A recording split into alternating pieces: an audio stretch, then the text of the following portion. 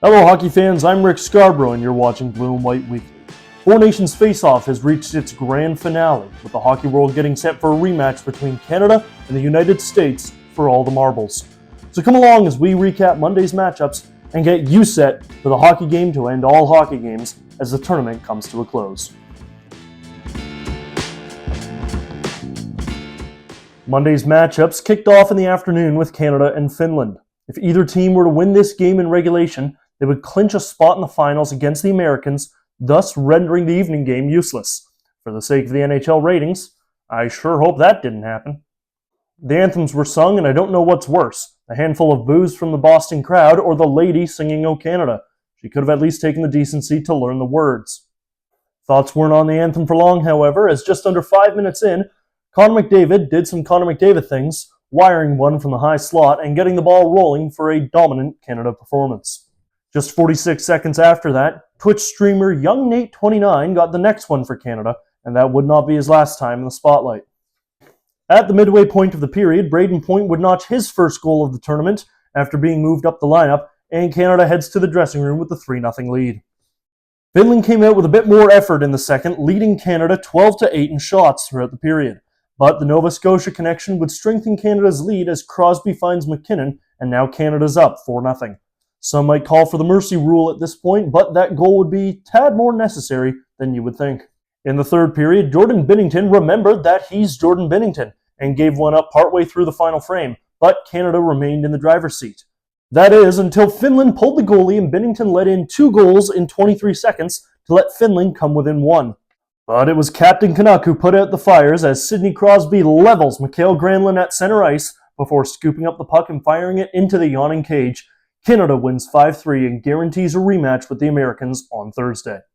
And so in the evening, the United States and Sweden played an exhibition game, where Sweden is playing for their pride and the United States is just trying to make it through the game uninjured.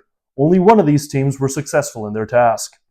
The US opened the scoring 35 seconds in, electrifying the home crowd and making us all think it was going to be another one-sided affair like their game with Finland.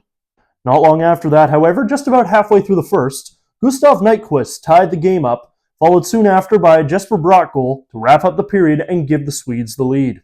And just before first intermission, Brady Tkachuk, pictured here in his breakout role in the Goonies, went to the locker room and would not return to the game for precautionary reasons. And to the surprise of all and delight of everybody but the Americans, Sweden would hang on for the 3-1 win and have every team leaving this tournament with at least one win. But that leaves Sweden and Finland to go home and Canada and the United States to square off in a winner-take-all rematch for the Four Nations Championship.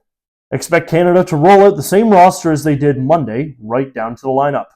The Americans would do the same if they could, but after 3 hard-fought games, they're looking a little worse for wear. Captain Austin Matthews and Matthew Tkachuk were both held out of Monday's matchup, so they'd be well rested for Thursday. Brady Tkachuk, however, did not skate with the team at practice on Wednesday, and right now his status is unclear.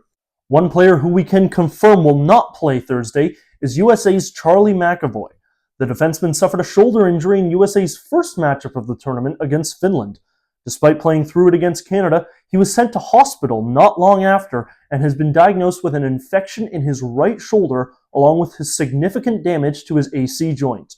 His condition is improving in hospital, but the Bruins medical staff have made the executive decision and his tournament is over. So, what does that mean for the U.S. Defense Corps? If you recall earlier in the tournament, when Canada lost Shea Theodore to injury, they were allowed to bring in emergency call-up Thomas Harley, who could only play if Canada lost another defenseman, which they did when Cale Makar took ill. Well, USA has been afforded the same privilege, and they've announced they'd be bringing in a small-time defenseman who you may or may not have heard of. His name is Quinn Hughes. However, Team USA announced Quinn Hughes as their emergency defenseman before he was fully cleared by the Vancouver medical team, and it was announced late Wednesday night that Hughes would indeed not be cleared to fly to Boston. As of right now, Team USA has not named that 7th backup defenseman, but they have several players in Boston on standby due to an illness going around the team. That's all for player updates, but what's happening in goal? Well, I'd expect both teams to roll out the same netminders as they did last time they met. That means Connor Hellebuyck for the Americans and Jordan Binnington for Canada. Look, Binnington is fine to start this game, but can someone else please play in the third. Of the 9 goals Binnington's allowed in this tournament, 5 of them have come in the final frame. Technically 6, but I'm not going to count Jake Gensel's empty netter from Saturday. Like I said, Binnington can start the game. That is okay. Have him out there for the opening ceremony. Play the first 40 minutes, that's fine. But clearly there's an issue when it comes to the third. Throw Aiden Hill in just so he can say he played. Or Sam Montembeault even. Heck, I'll even get in there. Come on. I'm ready to roll. Let's go, Canada.